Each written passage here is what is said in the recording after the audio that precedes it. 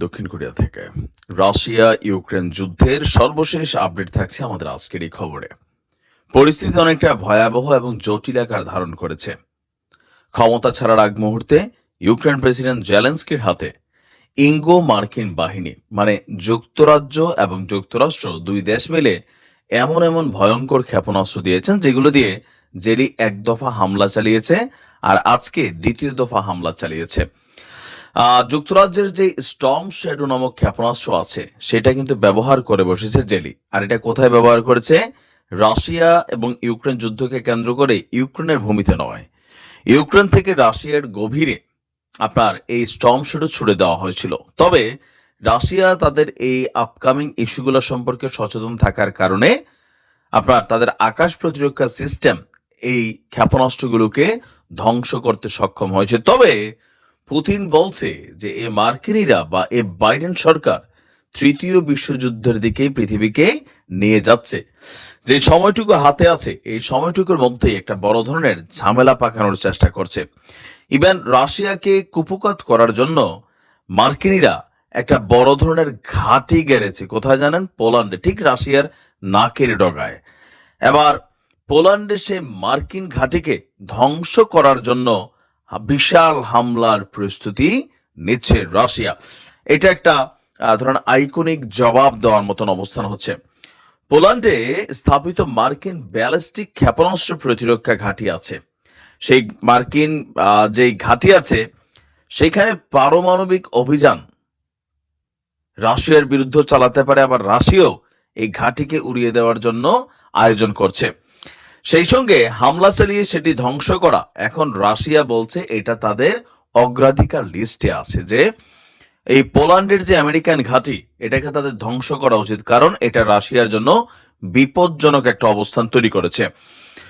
আর এই তথ্য আজকে আপনার আন্তর্জাতিক গণমাধ্যমগুলোর প্রতিবেদন থেকে আমরা যতটুকু দেখছি, বাল্টিক সাগরের কাছে রেডজিকো শহরে একটা নতুন ঘাঁটি গেড়েছে আপনার মার্কিন যুক্তরাষ্ট্র। এই নতুন ঘাঁটিটি রাশিয়ার বিরুদ্ধে বৃহত্তর ন্যাটোর প্রতিরোধের অংশ হিসাবে গত সপ্তাহে খোলা হয়েছে। মানে একটা তৃতীয় বিশ্বযুদ্ধের প্রস্তুতি আমরা চারদিক থেকে বুঝছি, পারমাণবিক যুদ্ধেরও একটা প্রস্তুতি আমরা দেখছি। রাশিয়া যেমন হাজার হাজার বাংকার বানাচ্ছে, মুভিং বাংকার, তো চারদিক থেকে তাদেরও মাথায় হতো এখানে গোয়েন্দা তত্ত্ব হোক বা কিছু তো খেলছে। রাশিয়ার পররাষ্ট্র মন্ত্রণালয়ের মুখপাত্র মারিয়া জাখারোভা তিনি বলছেন উত্তর আটলান্টিক অ্যালায়েন্সে মার্কিন যুক্তরাষ্ট্র এবং তাদের মিত্রদের অস্থিতিশীল পদক্ষেপের ধারাবাহিকতায় এটি আরেকটি উস্কানিমূলক পদক্ষেপ। পোল্যান্ডের তথাকথিত মার্কিন ক্ষেপণাস্ত্র প্রতিরক্ষা ঘাঁটি নির্মূল করা রাশিয়ার অধিকার লিস্টে আছে। এই উদ্যোগ কৌশলগত স্থিতিশীলতাকে নষ্ট করে পারমাণবিক ঝুঁকিকে আরো এক ধাপ বাড়িয়ে দিবে বলে রাশিয়া মনে করছে। চলমান রাশিয়া ইউক্রেন যুদ্ধের মধ্যে পোল্যান্ডের এজিস অ্যাশোর মিসাইল ডিফেন্স সিস্টেমের নিয়ন্ত্রণ নিয়েছে ন্যাটো। বুঝতেই পারছেন পরিস্থিতি কিন্তু তৃতীয় বিশ্বযুদ্ধের একটা ফুল পটভূমি সামনে চলে আসছে। আজেন্দ্র জুজা বলছেন, পুলিশ যে প্রেসিডেন্ট আছেন, আমি অত্যন্ত আনন্দিত যে আমরা আনুষ্ঠানিকভাবে এই ঘাঁটি খুলেছি যা মার্কিন যুক্তরাষ্ট্রের সামরিক বাহিনীর মতোই বিশ্বের স্বাধীনতা এবং নিরাপত্তাকে রক্ষা করবে। দর্শক, 1999 সালে ন্যাটো জোটে যোগ দিয়েছিল পোল্যান্ড। সুইডেন এই জোটের সর্বশেষ প্রবেশকারী হিসাবে চলতি বছর আপনার জয়েন করেছে। এস্তোনিয়া, লাটভিয়া এবং লিথুয়ানিয়া এই তিনটি বাল্টিক রাষ্ট্র ন্যাটোর অংশ এবং রাশিয়ার সঙ্গে একটি স্থল সীমান্ত তাদের রয়েছে।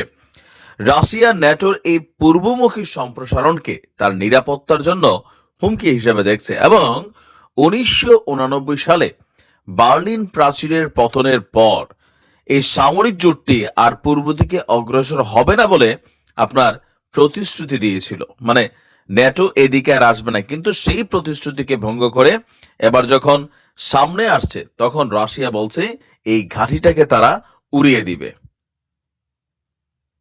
আর এটা কিভাবে উড়াবে? ওই যে আন্তঃমহাদেশীয় ব্যালিস্টিক ক্ষেপণাস্ত্র, যেটা একটা শুধু মারছিল গতকালকে ইউক্রেনে, রাশিয়া বলছে ঠিক এই ধরনের একটা ক্ষেপণাস্ত্র ব্যবহার করে এই ঘাঁটি উড়ানো হবে। এখন এই ঘাঁটি উড়াইলে পরিস্থিতি কোন দিকে যাবে এটার কারোরই বুঝতে বাকি নাই। দেখা যাক কি হয়। ভালো থাকুন।